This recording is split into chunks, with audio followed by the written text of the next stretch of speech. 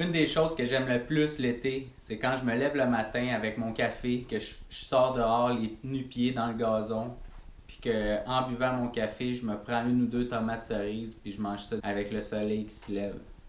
C'est tellement bon. La tomate, c'est un des fruits qu'on peut cultiver facilement dans son jardin ou sur son patio.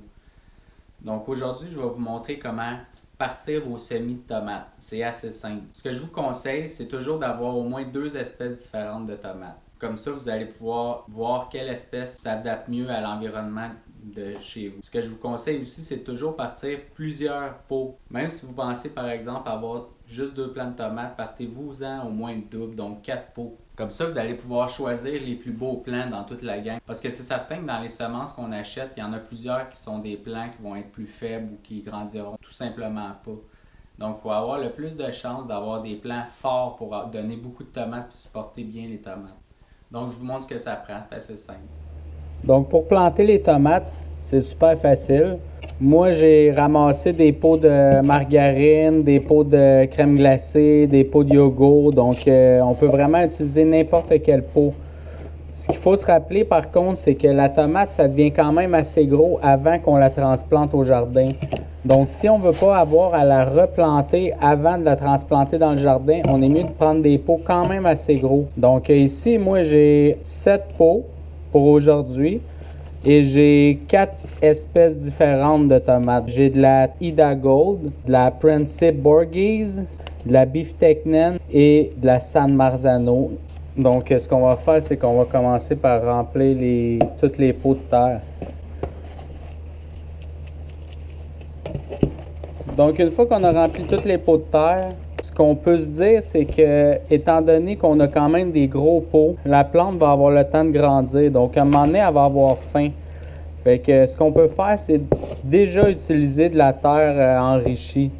Ça ne changera pas grand-chose au niveau des semences. Puis même que moi, ce que je fais, c'est que je vais mettre de l'engrais profondément dans le fond. Comme ça, quand la plante elle va se développer et qu'elle va avoir des racines, elle va pouvoir aller chercher les nutriments dans l'engrais que je vais avoir mis au fond du plat. Donc comme ça, j'aurai pratiquement pas besoin de remettre d'engrais avant de les transplanter au jardin. J'en mets quand même pas beaucoup, là. Puis là, il faut vraiment que ce soit profond. Parce que la graine ne peut pas être plantée dans l'engrais, sinon elle ne poussera pas, là. Fait qu'il faut vraiment pas que la graine elle soit en contact avec l'engrais. Elle pourrait même pourrir. Il faut vraiment pas en mettre beaucoup. Il faut évidemment que ce soit de l'engrais à action très lente. Si on ne peut pas mettre d'engrais chimique de cette façon-là, il faut que ce soit de l'engrais qui se dilue avec le temps dans l'eau. L'engrais chimique, c'est une autre technique. Il faut lire les instructions, mais on n'en met pas avec les semences. On doit s'assurer de planter les semences à la bonne profondeur. On regarde la quantité qu'on a. Donc ça, c'est pour 2 pots. J'ai à peu près une vingtaine de graines, donc je pourrais en mettre peut-être une dizaine par pot. Fait que moi, ce que je fais, c'est que je les étends. J'aime ça bien voir, comme ça environ. Une fois que je vois que j'en ai partout, je peux les rentrer avec un crayon. Une fois que c'est fait, on remplit bien les trous. On tapote, mais pas trop fort. On égalise la terre. On vient humidifier délicatement. Une fois que c'est humide.